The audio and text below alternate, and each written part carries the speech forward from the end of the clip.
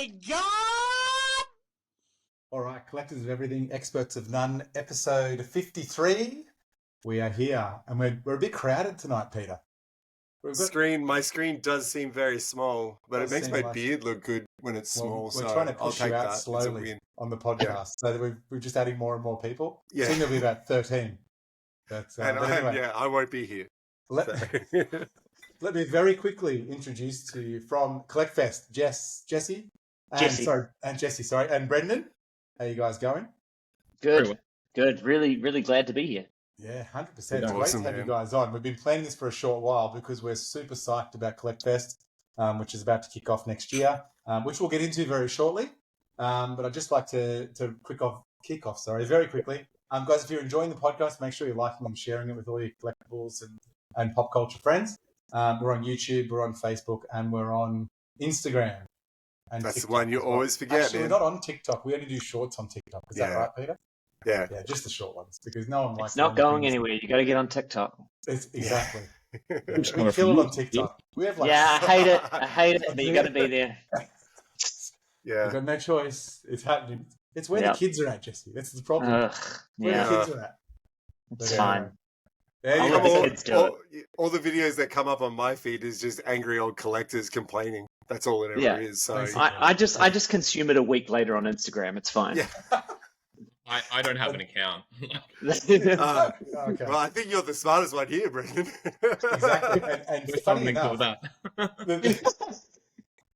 the things that you see on TikTok and on Instagram, you'll see on news.com.au a week later that this is really cool and funny. Anyway.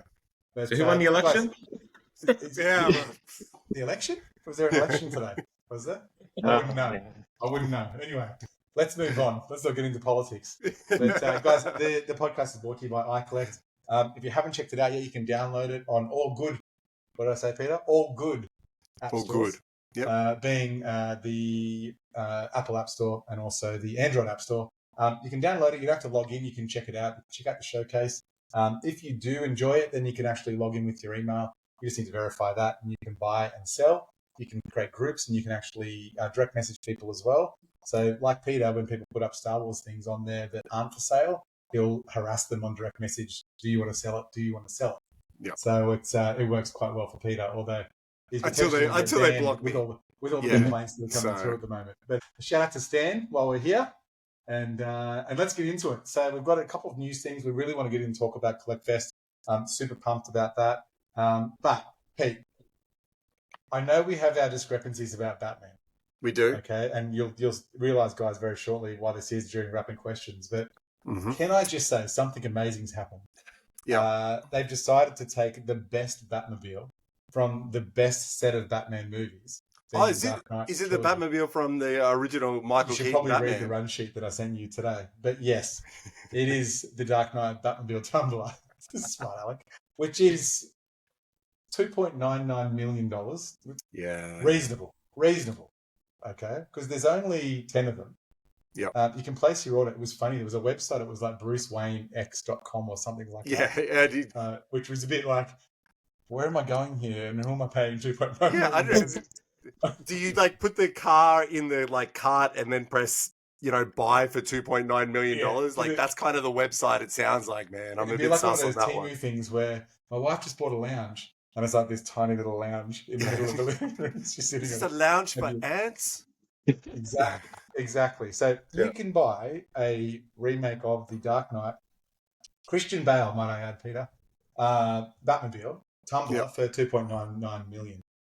There's 10 of them. So it's got functional smoke screens, which is pretty sick for all. Yep. And to be fair, Brendan, I knew you were sold as soon as you heard smoke screen. So especially here in Queensland. In traffic, right? It's what you need. So, yeah, I know you. When I speak to Peter, for your information, guys, and he's driving a fair bit for his job, there's a lot of conversation between other drivers that he's having quite loudly. And I think a smoke screen would probably work well. Wait, it's like footy. What stays on the field, man?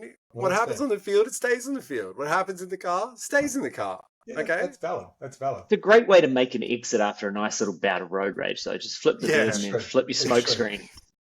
Now imagine Yeah, if you and cut it's got someone those off. number plates that flick over, but I'm not Yeah. sure it's going to help that much with the camera. Like you're driving a Only- Batmobile. Yeah. There's Oh, only that's not 15 of you, them in the but it's- world or something, yeah. right? Yeah. 10, yeah. You're the only Batmobile on the Gold Coast Highway. Going Yeah. to Brizzy.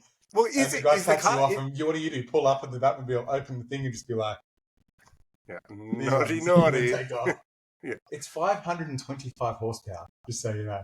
Dude, So is it's it? not Can you sh- actually it's not drive sharp. it like on the You streets? can actually drive. Oh, I don't think it's roadworthy because the video I saw, like they had Yeah. a promo video of it, and the first thing you see is a cop pull up behind it, flash his lights. So naturally. I don't think it's roadworthy. Well, he Yeah. probably wants to drive. That's probably what. Yeah, he Yeah. oh, yeah.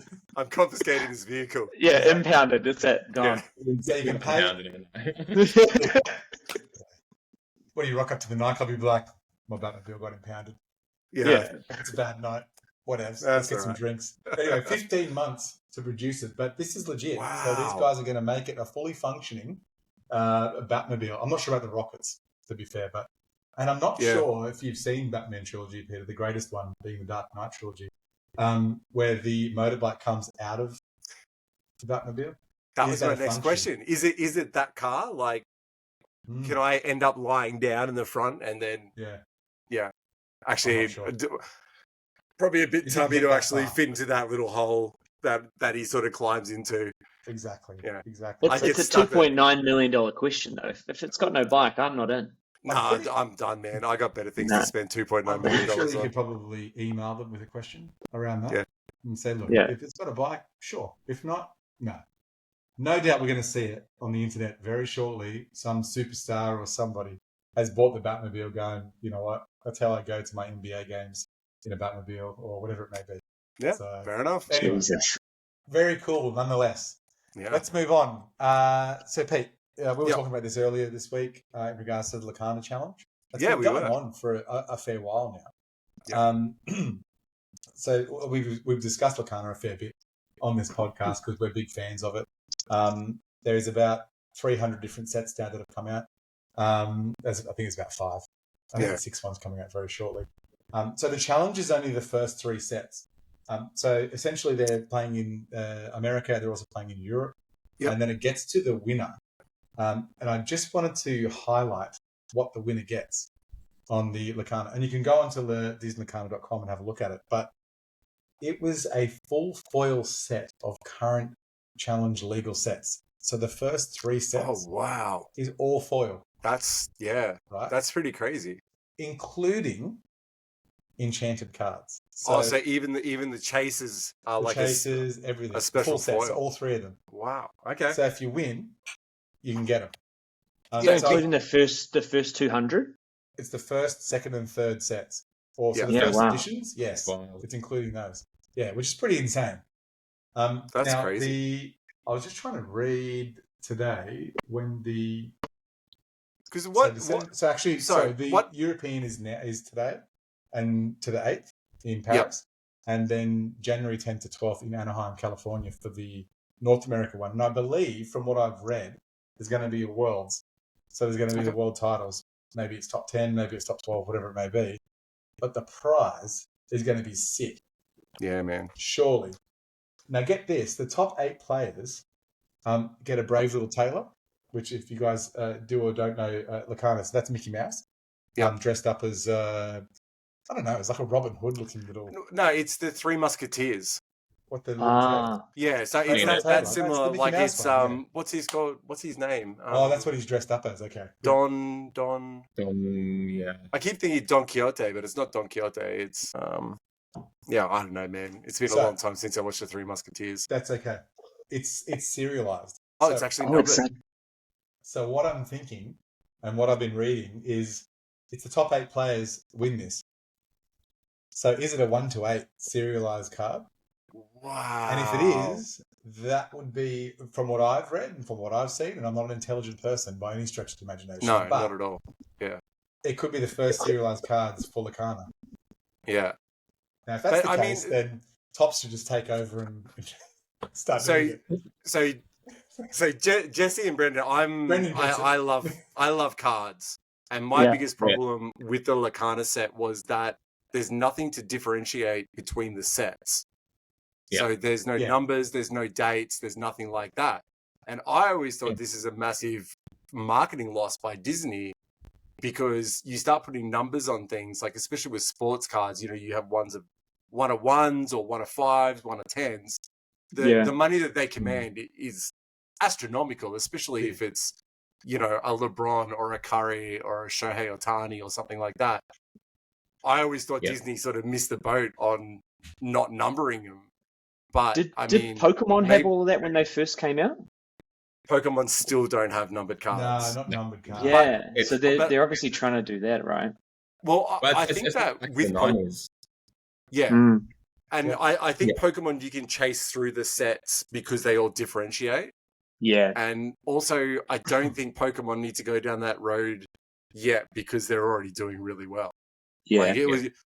Why show your hand when you're already killing it? Because I mean, Pokemon is just ridiculous. I watched a video of the new 101 sets coming out in boxes at Costco. Oh. How wild was that? They're feral. They're so it was like feral. it was toilet paper at COVID all over again, man. I was like, dude. You know what? It reminded me of the Van Gogh card. That was ridiculous as well. Yeah, and that poor sap who paid $2,000 for the first one to be graded, and now they're sitting at about $300 to $400. That was wild.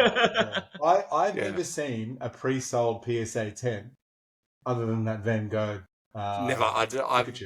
So on eBay, you could go on there and pre-order a guaranteed PSA 10, even though they only got released that day. Yeah.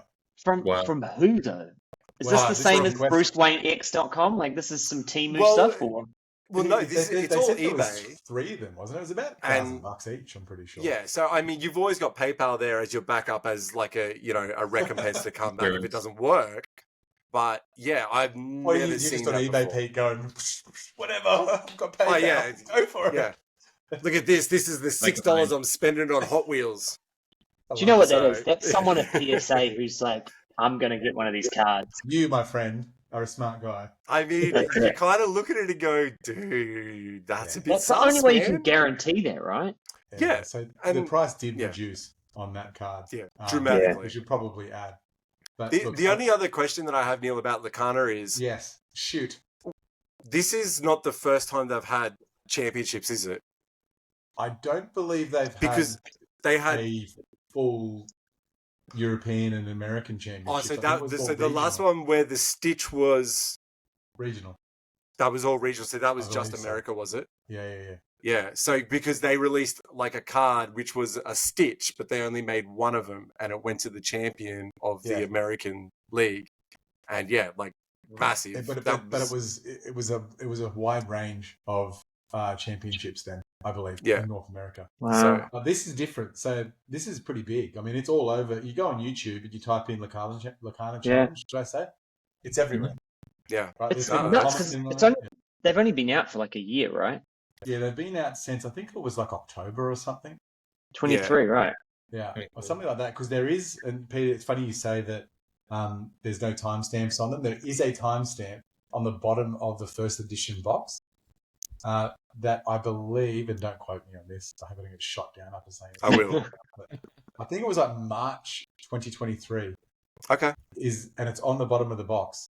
And they're the first edition boxes. Well, I mean, because it's what we spoke to Marco about when Marco got his first shipment of Lorcana cards. By the time that he got them into Australia, they'd already blown up, and he could have sold them for 2 or 3 times the price that he paid for them. That's right, he was telling us, But Marco, who I think you guys know, which is Most Bill Cards, did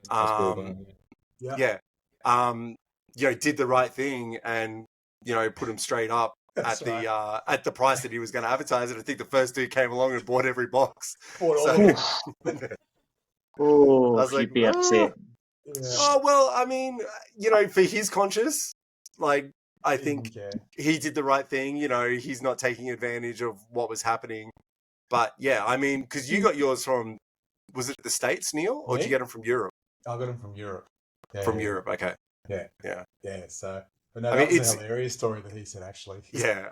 trying to I do the mean, right it's thing, and it's dude just super bought all of them. interesting. Like, oh man, Yeah, didn't want it's to a mark up super the interesting prices. thing that's going on with the Lorcana in the way that they're almost trying to take on Pokemon as like, as a card game. I mean, Yeah. are you guys gonna have anything involved with Lorcana at CollectFest next year? Yeah.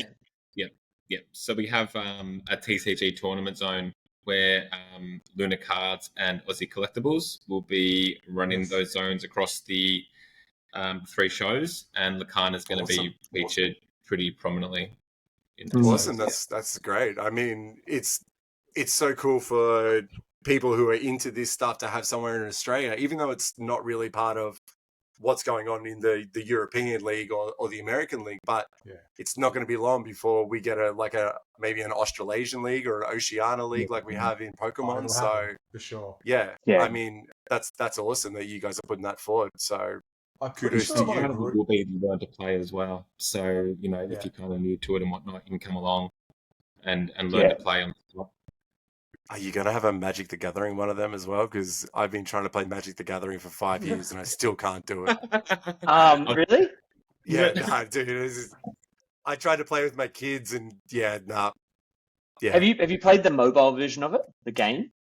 I have, and I've won sometimes. I love that. And I'm still not sure how I've won. Yeah, okay. I don't know how to tap stuff and like my mana and so I mean I've only just got my head around Dungeons and Dragons. Yeah. We've got to do things slow with Peter, guys. Okay, Yeah. so okay. Things. Queensland, guys, Queensland. So mobile phones. Yeah. I love it. Dude, I don't get much but Snake on my Motorola. So. Nokia 3210. Like Lorcana's doing like the perfect amalgamation of Pokemon and Magic with this. Like they've found the niche of like cutesy characters that kids can get involved with the fun of a game like Magic. So it exactly on paper it makes so much sense. It's just wild to me that it's blown up so fast. Like a year for anything, even if you're starting a business, nothing happens in a year. For that to go so fast. Yeah. I mean, we've been talking about this a fair bit on the podcast, and it's what they've done with Lorcana is they've engaged young kids, all the way up to 40-year-olds. Well, people who grew up with Disney and grew up with DuckTales and Chip and Dale and Rescue Rangers and all these kinds of things that they grew up with are all being shown in these cards. And I lived in Japan for a long time. Man, the love of Disney over there is phenomenal. It's great. People go and line up to meet their favorite characters all day at Disneyland. That's all they do. The only thing that draws on nostalgia more than collectibles is everyone's love of Disney movies. Like even my fiance, like if I yelled out to her right now, she'd be able to name like her 4 favorite Disney movies. Like. And they're all from kids. No, my child was asleep. I'm not yelling. we do not have enough time for me to deal with that. But we might lose Jesse if we do that. Let's not do that. 4's good. Look, I'm always like in awe of what Disney does because like they've built this incredible, and they just keep building on it. Like this incredible catalog of lovable characters. Yeah. Questionable decisions made with them recently, but they've managed to turn it into just this insane empire. It's if you'd asked me as a kid if Snow White was going to be like one of the key people in a massive trading card game, I'd be like, you're insane. Yeah. But they've it feels like every year I'm just like Disney's doing some other crazy supervillain stuff. But I think this is catching on. And I mean, and Peter can vouch for this, and you guys may or may not be able to also, but if I'm standing in a shop and my kid's sitting there going, we should get some Lorcana cards, I'm like, all right, cool. For the kids. Cards. Exactly. Well, not even that, but I just know there's going to be some cool nostalgia in there. There's going to be this, and I'm a big fan of Lorcana. And that's what we've been talking about it so much for the last year. But look, it's going to be awesome. But getting the whole foil set, the whole 3 of them, would be really that'd be spectacular. Yeah. I can't wait till the championships finish, and then 3.5 hours later, it's for sale on eBay. It's going to be awesome. Yeah. You got PayPal to protect you, Peter, so just start buying. All right? Yeah. See, I'm not jaded, guys. Don't worry. Yeah. Very well. We love PayPal. Yeah. We love eBay. Anyway, let's move on very quickly. You would all remember the greatest game in history of video games being James Bond 007, GoldenEye. 64. Nintendo Wrong. 64, yes. Wrong. It's making a comeback. Guys, why do we invite Peter to these things? Honestly, What much else is the better? answer? How well, much better this was is the fair. pod on racing SNES? game? All right, both of these guys can All go. right, It's so fine. you guys are gone. Peter, why? What is the best game on Nintendo 64? Star Wars. I should have Pod realized. Racer. I should have realized. First-person shooter games such as GoldenEye Yeah. carved out a generation, Peter. I mean, our military is Whatever, probably better man. off because of GoldenEye. To be fair. I mean, that was one of the greatest games that came in, and now they're going to do it in 4K. 4K, yeah. Okay. 4K. All right. You were saying, Pete.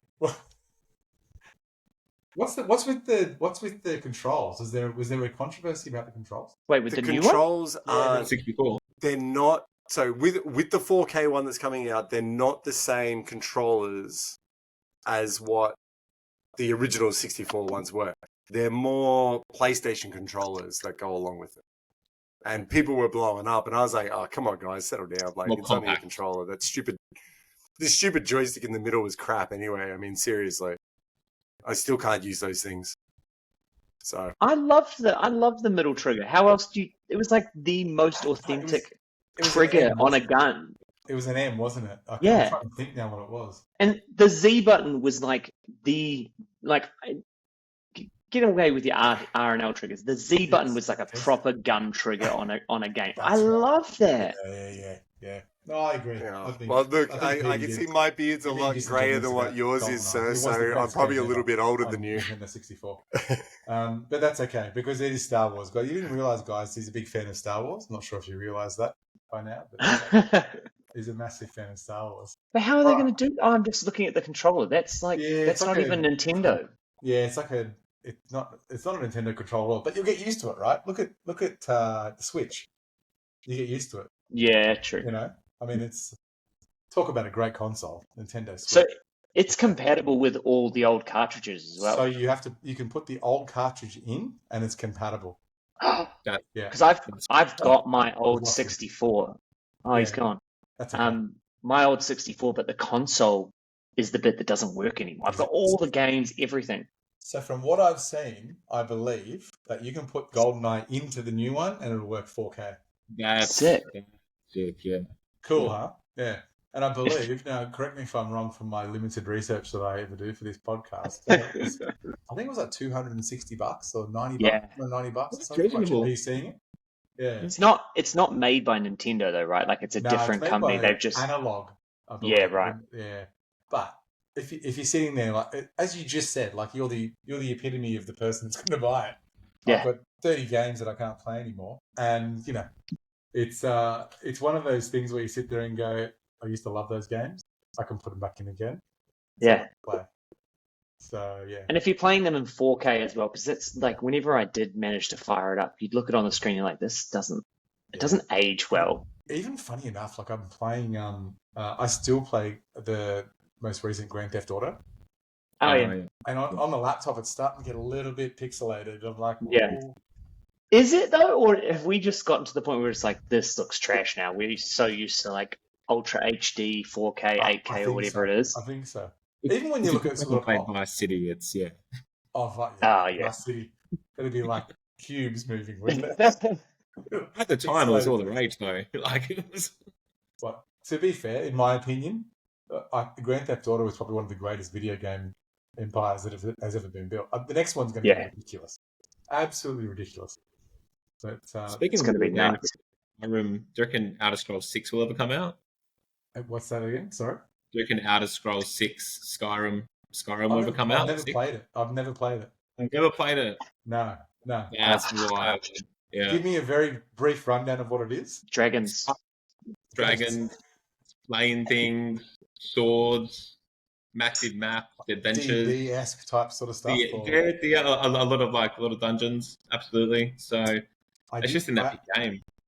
I did see a video the other day. I don't know if you guys saw it of a virtual reality. I don't know if you Right. saw that, and it was essentially, and I don't play D&D. We've had D&D guys on here, and I still haven't grasped the whole concept. But it was a table with sort of the makeup of D&D, and then they had these cards. They must have had like the Apple goggles on or whatever it was. Yeah. But they were actually playing D&D in virtual reality, and then I assume making up the story, maybe through AI or whatever it may have been, and then it was just essentially going on and on. We're going to talk about it tonight, but yeah, so You made Jesse's night. Yeah. I've been waiting for a reason to get my VR out. This is perfect. Oh, really? Oh, yeah. Yeah. So, I mean, and this is the new thing, and we've talked about it previously on episodes about imagine when you start getting VR involved into D&D and games. Yeah. Like it's just going to be next level. It'd be crazy. Like Baldur's Gate is like as close as you're going to get with a video game version of it that doesn't actually involve AI. Like I'm going to check it out for sure. BG3, like I'm still just deep in that. But like if you get me in that on VR, I'm in. 100%. Well, you should be the first person to try and do it. That's what would be good. But anyway, so Nintendo 64, we've lost Peter. He's gone. He's obviously he's up. R.I.P. He's upset. His 2 hours is up. He's Yeah. We're 27 minutes in, and he's had enough. He'll pop back up shortly. I've no doubt. But he just comes careening in, and he's like, "It's not GoldenEye. Yeah, exactly. It's not GoldenEye. It's Pod Racer. I love it." But now my son's starting to talk about Star Wars. I was about to say Star Trek. He'll kill me. Star Wars. And I'm like, all right, we'll watch the movies on the weekend if we have to. It's fine. It's really exciting. What order are you watching them? We'll watch them from the episode 1 all the way through. I can't watch them. Like story order, not release order. Yeah, nice. Story order. Yeah, a little bit like the MCU. He's gonna go through like a level of production and then just go boom and not understand what's happened. You know that, right? He's fairly young, so he fast forwards Avengers to when the major battle scenes happen. Oh, great. Okay. So yeah, that's basically what he does. So it won't be a long movie. I do as well, still, when I'm not young. I think I've watched Avengers Endgame where Captain America has the hammer before they go and start fighting Thanos. I've 1,000 times. So yeah. And, anyway, that's all good. So anyway, let's move on. Let's get into CollectFest. So let me just quickly give the audience a very brief rundown. So we're kicking off in Melbourne on the 5th and 6th of July, 2025. Yep. We're then in Vegas on the 26th and 27th of July. Yep. And then we're in the capital of the world, Sydney, 23rd to 24th of August, 2025. No? Sorry. We're just in Sydney. Yeah, we're not the capital. There's a reason we're starting in Melbourne. Oh, sorry, guys. Yeah. Yeah. Okay. So, guys, let's just start. Just give me an understanding of what, I mean, two cool guys. You obviously started this off. It's come from an idea somewhere. Just talk me through. Tell me about it, and let's start talking about it. Yeah. Yeah. I can kick that off. So Jesse and I, we both work for a major events company. So we run some pretty big shows in market. And I was the director of the home shows previously, and Jesse's the marketing director of the company. We're both collectors ourselves. And we came up with the idea, it would have been about a year ago almost, in a strategy day with the company, and pitched the idea to basically the wider leadership team and said, there's a massive gap in the Australian market in relation to collectible shows. So there's some great shows out there, but they generally are pretty they generally are pretty small of nature. And do you mean like the hardcore collector shows? They're generally small. They're generally like in a single category as well. Like they're either trading cards or figurines, toys, things like that. Generally. For the most part, absolutely. So, and to kind of put it into perspective and language that our owner would understand is that I think the global collectibles market's worth 500 and something billion, and the home renovation market's worth like $300 or $400 billion. And we run the home show and run home renovation shows around the country with like 160,000 visitors really successfully. So thankfully the owners kind of backed the vision and thrown a bunch of money and resources behind it, and here we are. So I've seen some of your advertising that's going on. on Facebook and Instagram and wherever else I'm on. How's the reaction been so far? So, have you had a chat to anybody that's seen the advertising and whatnot? And because it's a little bit of a way out, obviously, before it actually happens. So tell me about that. we launched it a year out from the show because we, like, to be very transparent with you, we were not expecting this to be a huge demand on the first show, because it's the first time we've run a show. We've run, like Brendan said, we run a bunch of other shows, and they usually take a couple of years to like find their stride. So when we were planning out the marketing and the campaign for the show, it was very much, we're going to launch this a year out and then let it slow burn until maybe 6 weeks out, 2 months out, and then start ramping things up. And that was not the case. It has been nuts. It's like, I don't say this lightly. We have been overwhelmed. Like, Brendan is obviously our exhibition director, so he's dealing with a lot of the stands getting booked. Whereas I'm obviously trying to deal with more visitors and audience and that sort of stuff. So from my side of like the audience and the visitor feedback, it's been amazing. Like, what we kind of said to Jane, our managing director, when we kind of pitched this was, people are looking for this, like not so much an event in the collectibles market. There are quite a few of them around Australia. They're smaller, and where they're merged into multiple kind of categories, they're usually in smaller venues or a bit more out of town. No one's doing this in a major metro in a really big venue. And as soon as people who are interested in this have seen it, they've gone, oh, this is what I want. I've been waiting for this. This is great. And I think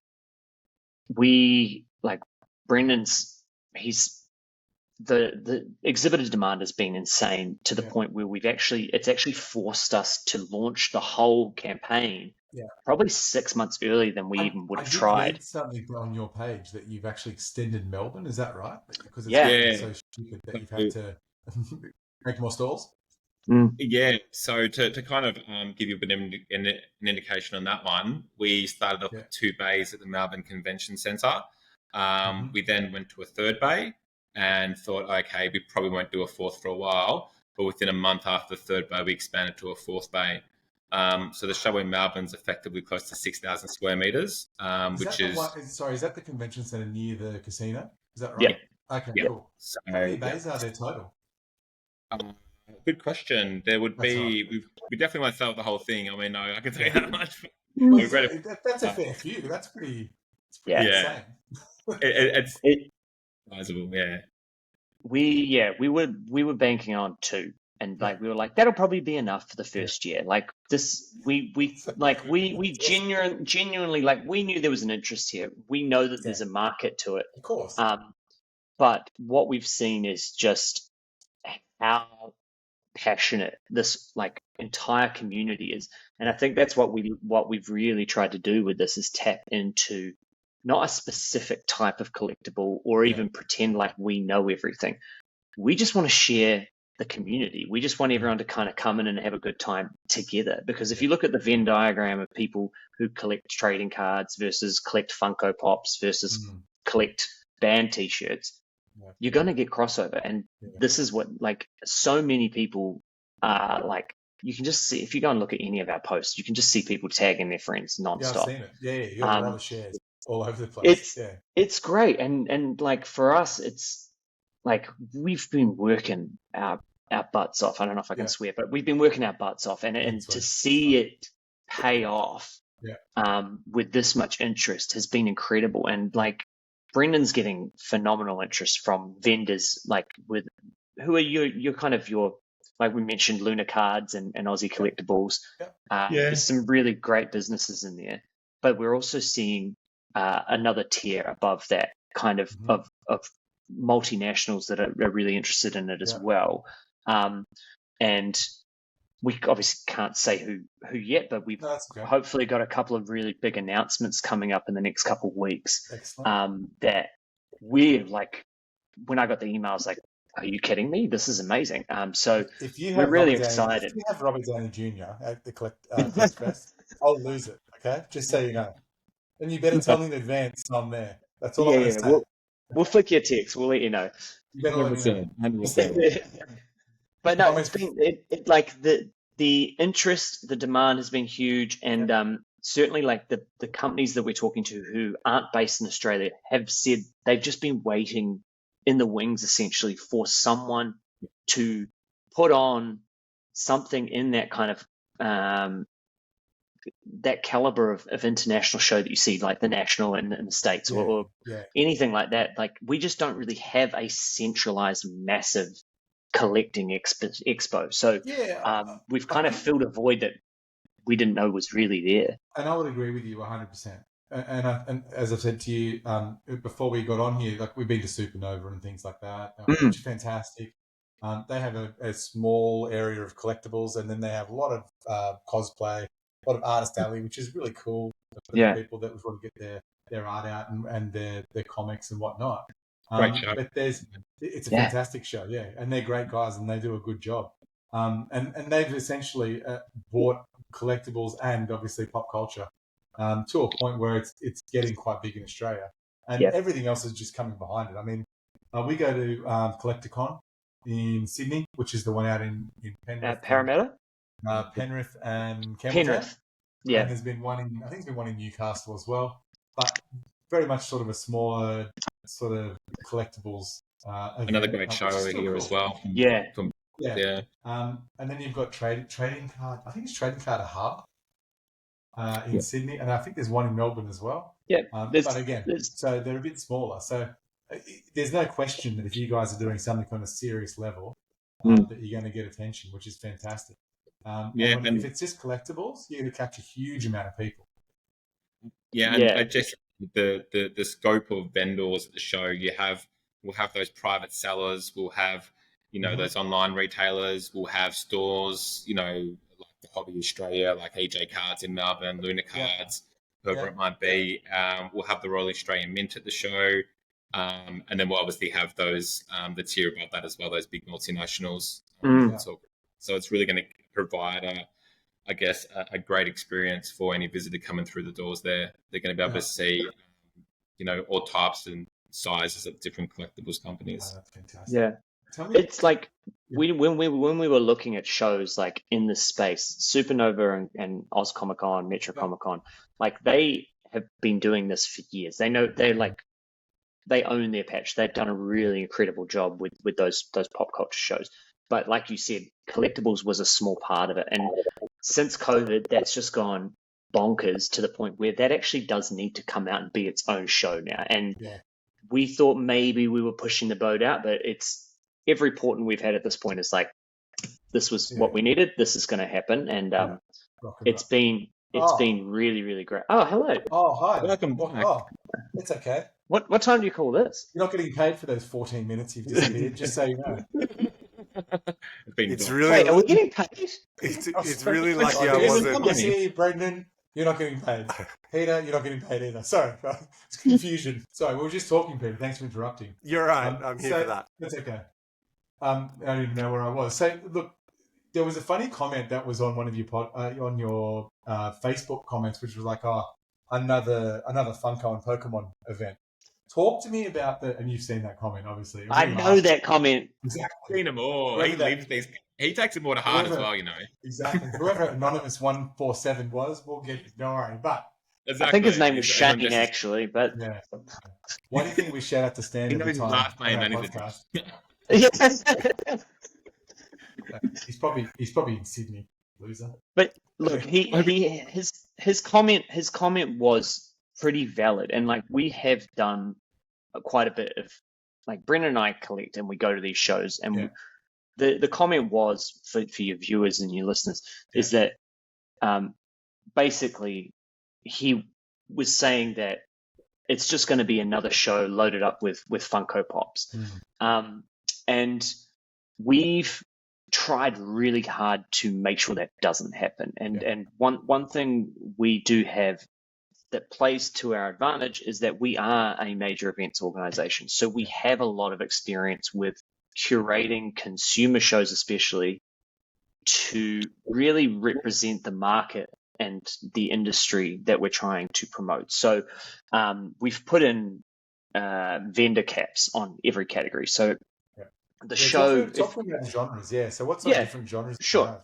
Yeah. All right, let's start there. So if you go to collectfest.com.au, you can have a look at them all. But we've essentially broken it down into 7 categories and a filler category, which is we've got toys and figurines. So that's where your Funko Pops and all that sort of stuff comes in.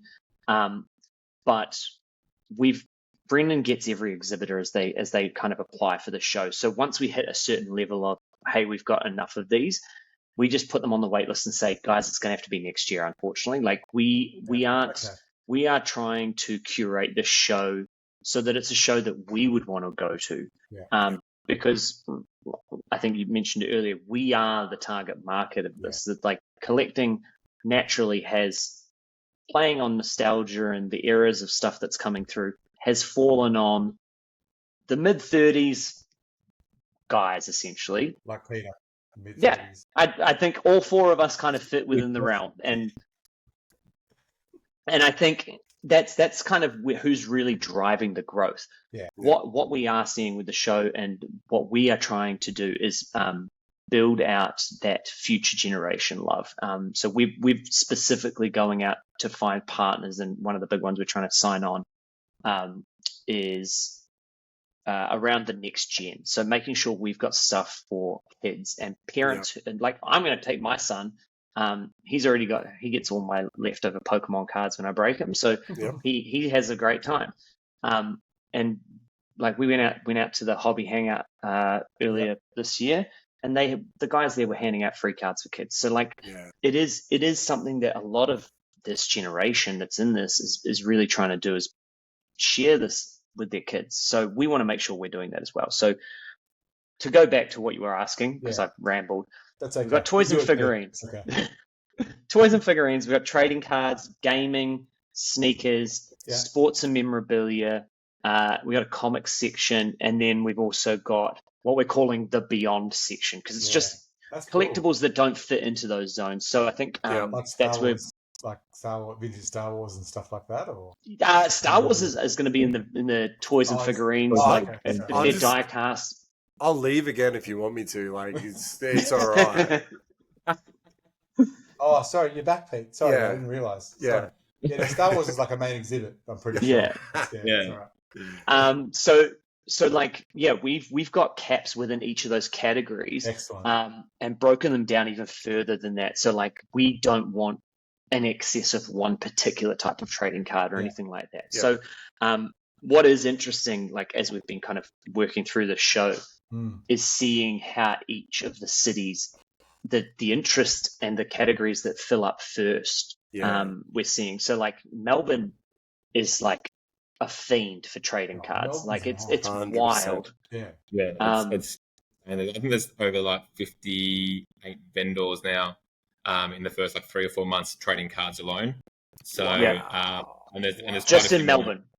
Just in Melbourne. So you know that could, in theory, I mean, if we let it run wild, probably we could book over 100, 120 vendors into that, which we're not going to do, obviously, because we need to curate the show, as Jesse was saying before. But Melbourne is absolutely mad for trading cards, and also toys and figurines as well is a big one in Melbourne. So there's a lot of toys, a lot of toy companies, a lot of die cast. So I noticed there's about like I think there's maybe like half a dozen die cast across the 3 shows as well, which is something that surprised us. But that's actually a really big market at the moment. Yeah, the trading cards, like the interest in trading cards especially, was a big driver in us expanding that floor plan in the first place. So we were like, we've got so much interest here, we need to put some more space in, so that trading cards don't just take over everything. So it's going to be a great show for if you're a trading card enthusiast. Melbourne's going to be a huge show for trading cards. But come on. I'll tell you one of the categories as well that really surprised me was coins, stamps, and banknotes. Like it's wild. Like I'm a massive coin collector myself, and that's my primary love. I do collect Japanese Pokemon as well, but the coin, stamps, and banknotes section from the Royal Australian Mint, who are booked all 3 shows, and are going to be doing a really cool release for the event. We have about, I think, another dozen vendors in Melbourne already in that space. Yeah. And once again, ranging from stores to those kind of private sellers to those online retailers. So a big variety. Joel? Yeah. Coins. I can't remember what his handle is. It's Coin Collector, there's a Coin Collecting Detective or something, is that right? he's just been on the SBS show. Not the History of Money. Hard Quiz. He's done History of Money. History of Money. History of Money, yeah. Yeah. I know him, yeah. Like wild coin stories, like he's Oh man, he's so big in Australia. You have no idea. His knowledge on coins and banknotes, and even just the sheer glee that he had of talking about going to the mint and seeing these things. I love it when you see a collector that loves what he does. I mean, he was so cool, and like this is how I got into Hot Wheels, was other people being really enthusiastic about it. Yeah. And Joel comes on and talks about coins, and I'm like, man, maybe I should collect coins now. Yeah, like, that'd be sick. We didn't realize coins were so massive. It was crazy. Yeah. To be fair, Peter got into Hot Wheels because we went to America, to Sacramento, and he met Hector from Fast and Furious. That's why. It had nothing to do Family. with it. Exactly. The worst thing is I hate Fast and the Furious. Sometimes, you know, like, what was that? I don't know who to believe. No, we actually did. So we went to we booked a trip to the States and went to a couple of different cons, and one of them was a Hot Wheels con, and we didn't realize. And we get there, and neither of us were much into Hot Wheels, and at all. We walked around, and I was like, "Dude, this rules." I could really see myself doing this. Gigantic Mexican guys who look super scary, like they're not going to talk to you. Yeah. Trading diecast. Yeah. And, and the most loveliest dudes, you go up and talk to them, and they're like, "Oh, you're from Australia?" You know, like, "Yeah, we came here just for this one." That was a joke. But anyway, diecast is awesome. And Pete's getting into it actually a fair bit now. So there's a diecast section, I'm assuming, at CollectFest. Yeah, they're coming under the toys and figurines, but we've got one of the bigger partners we're looking at. Yeah. We'll make you happy. You can tell us. No one knows. Just tell us. Well, I was actually talking to Diecast Culture on Sunday, and they were. I was like, "Oh, we got the guys from CollectFest coming on," because I actually asked him to come on to talk about diecast. Peter, just so you know, CollectFest. How dare you? That's what I said, wasn't it? You disappeared for 20 minutes and you come back saying CollectFest. There's no such thing. I already said I'll go again, man. Trust me, my internet's going to wig out again very soon. What do you mean? I'm doing it right now. It's gone. Sorry, keep going. Yes. But like he's super stoked for it, and just, can't believe that the market is just getting bigger and bigger and bigger. I was at the Toys and Antiques Fair that happened at the Nissan Stadium in Brisbane on the weekend. Lined up outside for an hour to get in. There was that many people there. It was epic. It was, there was amazing stuff there. But, just the sheer amount of people that went there, like dudes that I know talking to from previous ones have been like, we've never seen it like this before. Like, it's ridiculous. So it's funny you say that, because I actually went to Hurstville. I visited the second best city in Australia, Sydney, and when I was you were on my team before, Brendan. You went to the Hurstville Collectibles. There was actually a show called Ander, which is a coin, stamps, and banknotes, or mainly coins, and they run their show annually in Sydney. And on the Saturday, if you jump on, I don't know if you know the guys from Coin Exchange, but they're a big coin community group. They have about 12,000 followers. They're pretty new, but they're rapidly expanding. And they're actually going to be doing some cool things at our show. But they took a photo of the line on day one, and no exaggeration, it had to have been like 4 or 5 blocks. Like, it just kept going around and around and around and around and around. So I think in general across the country, no matter what you're collecting, it feels like that this industry is at its zenith and absolutely thriving. We've been talking to a few like graders in the different categories, and they've all kind of said that Australia is the second biggest market outside of the States. The second biggest market in the world is Australia right now, and it's just untapped outside of. That's probably me sending cards from Yeah. America. I'd say so. Keeping Ozpost alive, one Yeah. card at a time. We've got Beckett, CTC, and PSA on speed dial. Yeah, just PSA. Yeah. Moral of the story: don't make people wait outside. Get them in Yeah. fast.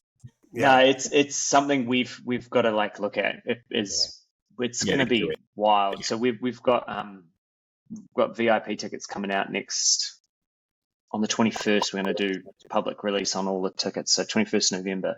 Sweet. And we've got VIP tickets just because we know people want to get in before other people. It's only going to be a half an hour earlier, but it means that you don't have to line up as well. But really, the lines are worrying. You've got like early bird tickets. Yeah, we have to. Wow. No, you can't have one, Peter. Okay. Oh no! Look, I remember being a vendor, like selling Star Wars at these things. Everything that is like super, super rare and super, super good gets bought before the doors even open, because it's just the other guys walking around going, "Oh no, I need that," or "No, that's a good price, I'll get that." So yeah, early bird tickets. We're gonna have to buy VIP tickets now. Yeah, I know. Yeah. Well, we've also got 2 days for each show, so the vendors are going to have to hold back some of the goodies for the second day, because like otherwise they're going to they'll sell out. But it's there's a lot of fun little quirks like that we got to try and work through, because like I said, really cool. with the passion's really there. Yeah. So it's Australia's first festival for all collectibles. Is that right? Yep. First big festival in a big metro that's pulled everyone under one roof. So it's killer. So look, as we wrap up, give me the full rundown of. I know we've talked about bits and pieces, so give us the hit. So talk to me. The collectors are going to come. There's tickets on sale. Are they on sale now, or are they coming out? We've got early bird discounted tickets at the moment. They're just GA, but all of our public release and VIP tickets are going to come out on the 21st of November. If you've already got a GA ticket and want to upgrade to a VIP ticket, we'll be able to do that as well. Cool. The VIP tickets get you early access, priority lines, reserve seating at the stage, merch packs, and Brendan touched on some other stuff there that's coming through that we're going to be announcing for VIPs as well. So that's all going out on 21st November. Mm-hmm. You threw the dates out there, but July and August 2025. So first week of July for Melbourne, 5th and 6th. Brisbane, 26th and 27th of July, and Sydney, 23rd and 24th of August. Cool. We got single day tickets, weekend tickets, family tickets, all the different varieties of tickets. Lots of tickets. You get tickets. You get a ticket. He's really trying to plug the show, isn't he? Yeah. But no, it's going to be. We've tried to keep all of the categories in our zones, like we've said. So, if you're into trading cards, if you're into gaming, if you're into sneakers, sports, memorabilia, comics, toys, figurines, die-cast, vinyls, merch, we've got some there for coins, stamps, banknotes. If it's collectible, we want it to be there. We've got a few really cool activations that we're kind of booking in as well. So it's what we do talk about is the fact that it's a festival. We don't want it to just be a market of vendors. It's not just you come and shop. So we're going to have Brendan mentioned their coin exchange. They're going to do a whole bunch of really fun activities. Yeah, treasure hunt for like some collectible coins. We've got $8,000 worth of coins for them to run noodling competitions as well. So one of us will be heading down to the bank that day, or the day prior. Brendan's going to buy up all the good coins before they even get onto the market. So we've got Unlocked, who are a great. If you guys aren't familiar with them, they're a great like subscription service for getting access to like early release collectibles and things like that. They're partnering with us on the main stage to bring some really great talent in. We've obviously got Luna Cards and Aussie Collectibles doing our trading card tournament zones. we're working on, I don't think it's been signed off yet, but hopefully having some kind of world record attempt It's gonna with be some coins. Yep, it's pretty It's much there. 99% there, so we'll be almost there. And then we've got the longest grey beard ever. Peter could probably go into that competition, but it's up to you guys. Do you want to do Hey, that? I'm being super polite here. Be quiet, Neil. I'm listening. and then we've I'm there. I'm sold. I was Oh, sold. yeah, I 2 do. minutes I'm already into sold, man. to Like, the actual Cool. conversation. Yeah. I think. Look, collectors of everything expert and none will be there. If Yeah. you can buy Well, some GA tickets if you're left. we were gonna send you guys some tickets, so that's fine. And We we'll can be definitely there. get We'll you do in some there. video for sure. We'd love it. Sick. It'd be awesome. No, that'd be awesome. And I think I'm just trying to think what other ones we've got locked in already. We've got there's one more. What am I forgetting? In Sydney. Oh yeah, Vintage Arcade. That's going to be a really cool thing as well. So got a guy sick. bring in a whole bunch of vintage pinball machines. Oh, nice. Oh, I love pinball machines, It man. really is Yeah, and, diverse. and then we've got for all the degenerates, we've got a card breaking zone as well. So we've got some live breaks happening there as well. So I'll be there if you Yeah. degenerate by nature. that's only about a half of the activation spaces that we're going to have with like activities and things like that. Yeah, we're trying to get that one sorted as well. So there's a few more things to announce, but that's what's already been locked in. It's going crazy. That's cool. The idea is that, like I said, we don't want you to come. Like, yes, we want you to come and like buy your dream collectibles, but we really just want everyone to come and like celebrate being a collector together. The community and exactly. Yeah. Bring everyone together and show Australia's collecting community kind of on the world stage, I guess, because it's a lot bigger than I think people realize. Yeah. Have you guys thought about the amount of wives you're going to upset after the end of CollectFest when everyone goes home? Yeah. And that's why Brendan's mobile number is on all of the sales pitch decks, not mine. Yeah. That's good. That's good. This is always like behind the scenes. I've always behind the scenes. When there's something of prestige to be had, like your podcast is right now. Yeah. I love it. Exactly. Complaints get forwarded straight to Brendan. I've always thought about like having very similar to something like this, but having like a mimosa section for the girlfriends and wives who don't want anything to do with it. They're like, I have to be here. But, if I have to be here, I'm going to have a mimosa, baby. So, I need to double check this, but I'm pretty sure every venue has a bar, so they'll be fine. I love it. That was really funny. My wife's sold anyway, so.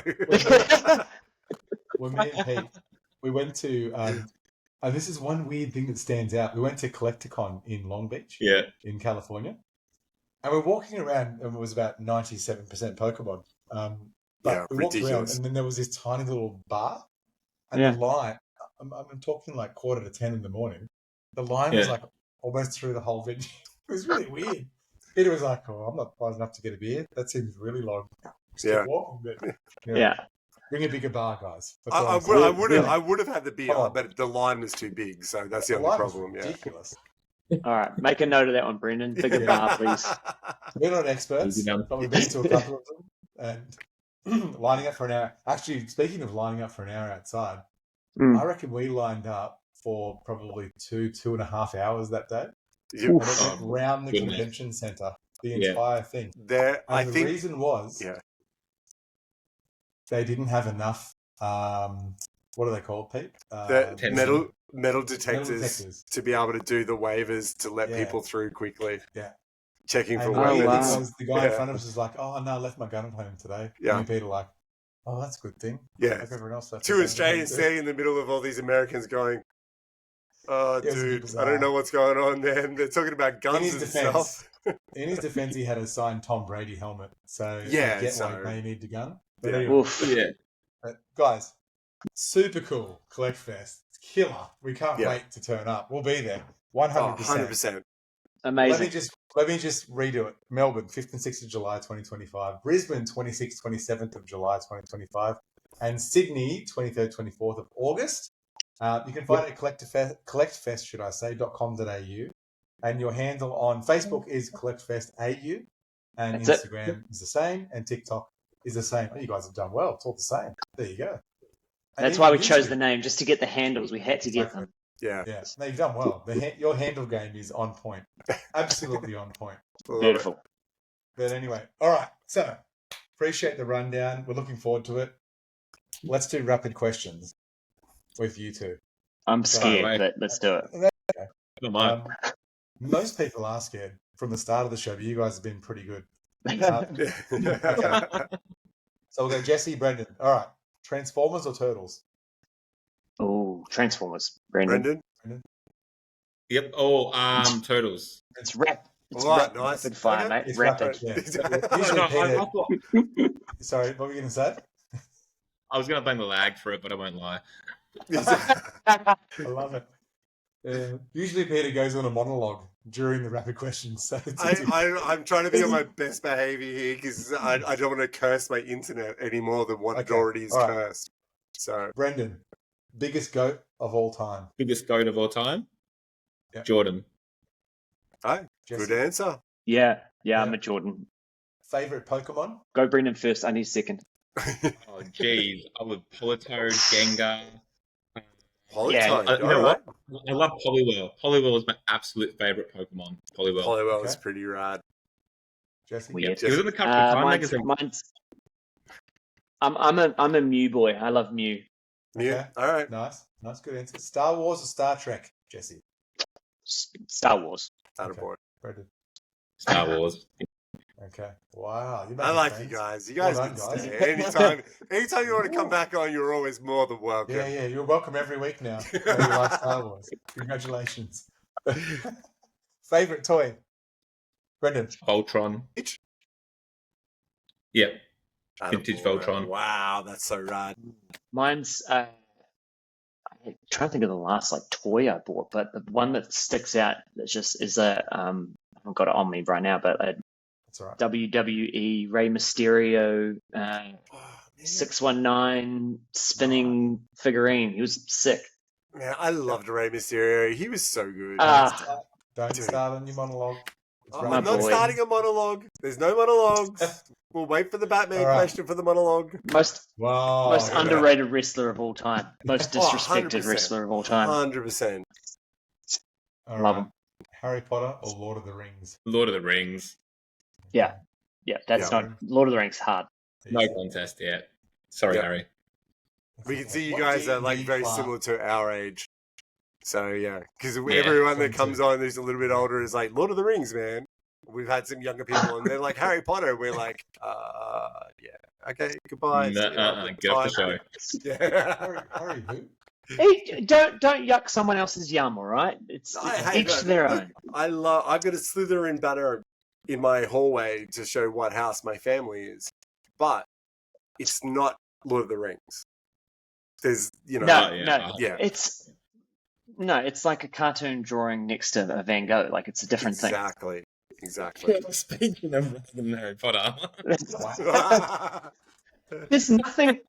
There's nothing wrong with crayons. So this podcast is going to be known for the time when the guys came from CollectFest and ragged on Harry Potter. Yeah. Yeah. Hey, it's not my funeral, guys. You have been very quiet, Neil, in this conversation about Harry Potter. And the issue is that we don't edit anything on this podcast. So unfortunately, Great. it's happening. It's happening. Yeah. What D&D class best describes you? Now, disclaimer, I have no idea what D&D classes are, but if you guys do, then you can answer the question.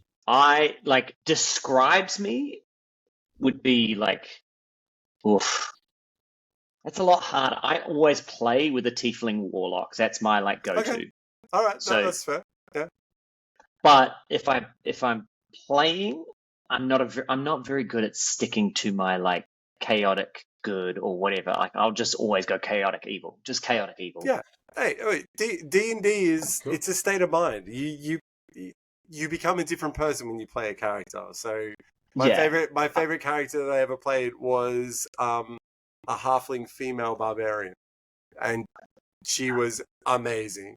And she halflings are the best. Halflings are Oh. a cheat code though, because you can't roll that one. It's too good. It's so Good good. question. It's and then you make him a barbarian as well. Neil, be quiet. Stay out of it. Seriously, every time. We should just change the name going forward to questions. I think. Okay. Yeah, tiefling, warlock, or halfling. Just if it depends on how hard it's going to be, but that's it's got to be the go. All right, Brendan, do you know what D&D classes are? Do you have a? No, never played the game. I know plenty of people have, but never played it in my life. Yeah. So I can't All answer. right, I we'll have suppose to do a work. We can do an episode where we go and do a game of D&D. So just quickly, Yeah, Pete, I was always a Pokemon guy growing up. Fair enough. When you jumped off, Pete, when we made a coffee while we were doing the show, Yep. we were talking about the Apple goggles and the D&D virtual reality. Yeah. You saw that video? Yeah. Killer. Oh, Anyway. so right. I digress. You do. DC or Marvel? Marvel. Yeah, Marvel. Okay. I don't. I didn't really think about these questions asking guys that are actually doing a CollectFest. That's the thing. Now this is sort going to come out, and then we're going to have some exhibitors call us and be like, "We can't do the show anymore." But Yeah, you exactly. gotta- Yeah, and that partnership we had is down the drain. All the Harry Potter vintage people, they'll just be like, "I'm out. We're not doing this." You've got to It's do the a- opposite Sorry, to we each other. don't mean it. Yeah. So whatever Brendan blame says, Peter. Jesse, you have to do the Right. opposite. That good. that Good. naturally happens anyway. That naturally happens. That's how our podcast works so well. That's why we don't. We have are, to yeah. Apples and Alright. oranges. Yeah. If you could be in any universe, what universe would you choose? Like cinematic universe. Anything. Sure. Oof. Oh, you go, Brendan. You guys are both I stumped don't on know. this That's one. a tough one. That's all right, guys. Take your time. We've got plenty of time. It's all good. I'm going to go with Star Wars universe because I just like anything space where I get to walk or whatever. Like that's it. I'm done. I'm good. All right, Brendan.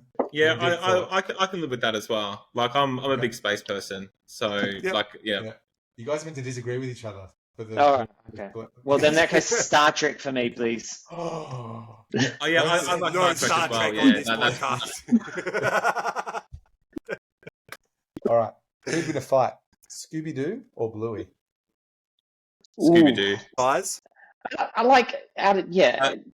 Scooby Doo was on drugs, wasn't he as well? Scooby Yeah, Snacks, yeah. But he was a stoner, so he didn't. His reaction time was very, very low. Yeah.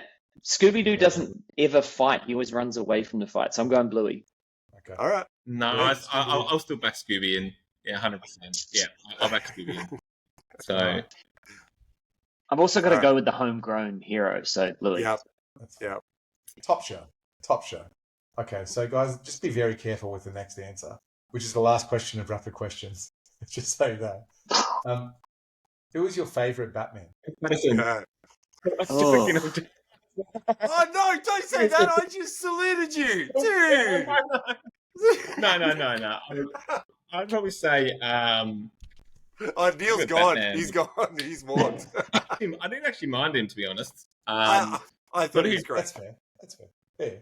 Yeah. Do you know, like, mine will be the one that everyone else hates, but please, like, I'm going to get castrated for this, but That's okay. in my mind, like, Batman isn't my go-to hero. Okay. Because his villains, to me, like, are a little bit camp. So that's why my favorite Batman is George Clooney, Batman and Robin, Batman. Oh no! Where specifically where Who was the villain? yes, Yeah, the nipples. you know, yeah. The suits. The villain. You can pick. Yeah. There was is it Ivy, Poison Ivy, and Dr. Freeze. Yep. Mm-hmm. And Bane was And- in that too, right? Bane honestly, was in that one, go yeah. back. Was he? Yeah. Yeah, he was. Because the- he was didn't Poison play. It Ivy's- was a different type of Bane. It was more. It was just like muscle, more than anything. He wasn't Yeah. what Tom Hardy I- sort of portrayed. I like that movie. Do you know what it was? We went.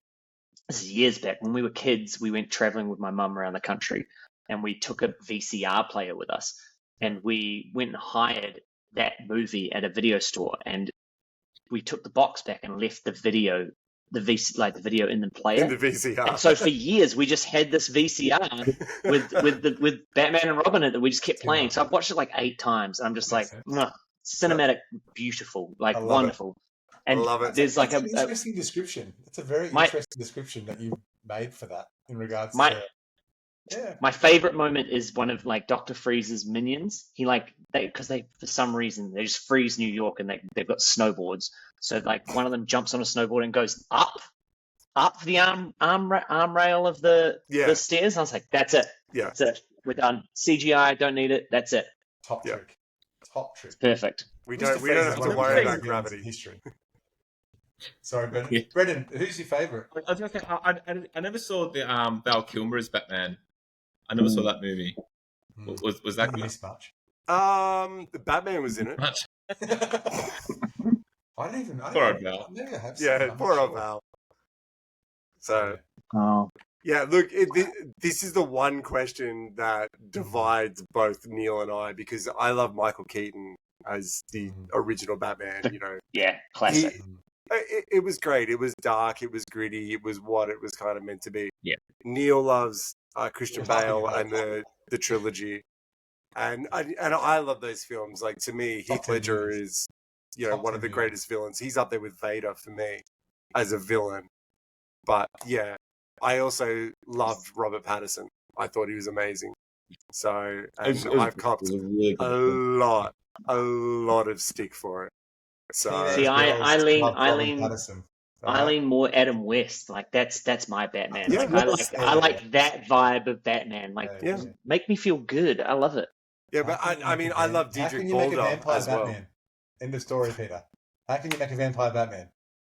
That's it. I love that. Make me feel good. And you got "Come As You Are" by Nirvana or whatever it was playing in that. Yeah, I know. It literally played to everyone our age, going, "This is a Nirvana song and it's Batman." Yep, so done. So it was cheap. What was it? "Come As You Are"? Or what was it? Cheap. Yeah, that's all I'll say. No, it was "Come As You Are." I'm pretty sure. Yeah. Because I was always really angry with the Hugh Jackman Peter Pan movie where they used "Smells Like Teen Spirit" on the ship at the start of the movie. And I was like, dude, you can't.